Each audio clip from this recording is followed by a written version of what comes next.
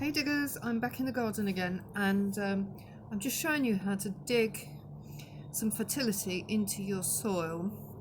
And I'm going to start with where the spade is right now and just show you what it looks like underneath Essex clay, because Essex clay is really hard to grow in. But let me just get around here and show you. So when I dig this, you'll probably see that there's a lot of clay there. Okay, it's quite a paler colour than the rest of it.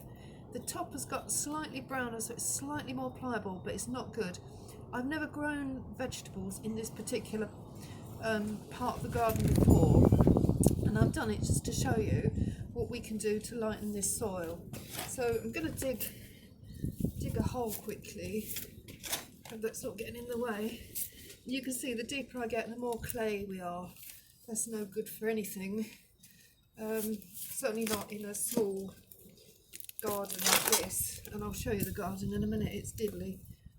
So anyway, I've dug a nice big hole there. It's not very deep. You could go deeper. You could go another sort of maybe 3 or 4 inches deeper. I'll come down this side. So you can see now that I'm digging out pure clay. Yeah, you can probably see the colour of it. It's just pretty dismal. Right, so if I was doing this, you know, all the way along my border, I'd dig out a whole trench all the way along, but I'm not. I'm just showing you this for now. It'll be useful for me, just this little bit, and we're going to show you how to do it. So firstly, we're going to get some newspaper. Okay, we're just going to line that. You can put, like, I haven't got any more here, but you can put 3 or 4 layers in there. And we're going to get some of this card, some what are these called? Egg boxes. Just kind of throw that in. Yeah, just a few bits and pieces like that. Then get your box of kitchen scraps that I showed you just before in the previous video, and just throw those in like that. Yeah, I line it with newspaper. Put that on the top. Okay, and then you just kind of fold it in like that. So don't put it's got to be raw food, not cooked food. Cooked food's not good, but raw food's fantastic. Just raw vegetables, and you just pile your thick clay soil back on the top like this. Okay,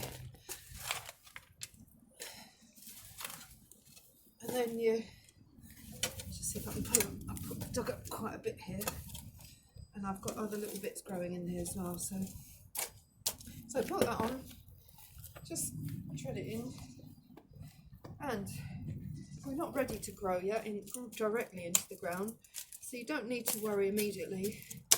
But when you are ready to grow directly into the ground, I would put a layer of compost on the top, maybe well-rotted horse manure, or, you know, just some common all-purpose compost. Stick it on the top and put your seedlings into that. What we've just buried, within about 3 weeks, you won't even know it's there. It would have just been eaten by the worms and the soil microbes, and it will just be rich, fertile for the plants that you put in this season. So today is March the 15th, so it's Sunday, March the 15th, 2020, and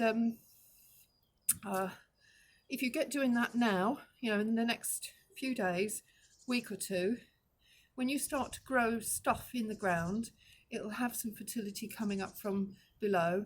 And what happens over time, I can show you over here actually, what happens over time is that your soil turns from clay into let me get up, excuse me a minute, into quite malleable soil. It's much lighter. It's much lighter, and it's not as thick clay, and it's darker, and that's what you want. Nice, dark, easy to move soil that's got lots of natural fertility in. I often throw stuff on this side and just cover it up and just leave it looking. Yes, I mean, I'm doing this with one hand. I couldn't possibly do that on the other side of the garden. The only thing about this side, it's mostly in shade, but you can still grow a lot in shade, and I'm going to talk about that in another video. So I hope that was useful, and please like and subscribe and share, and let's get this movement going. Thanks a lot, guys.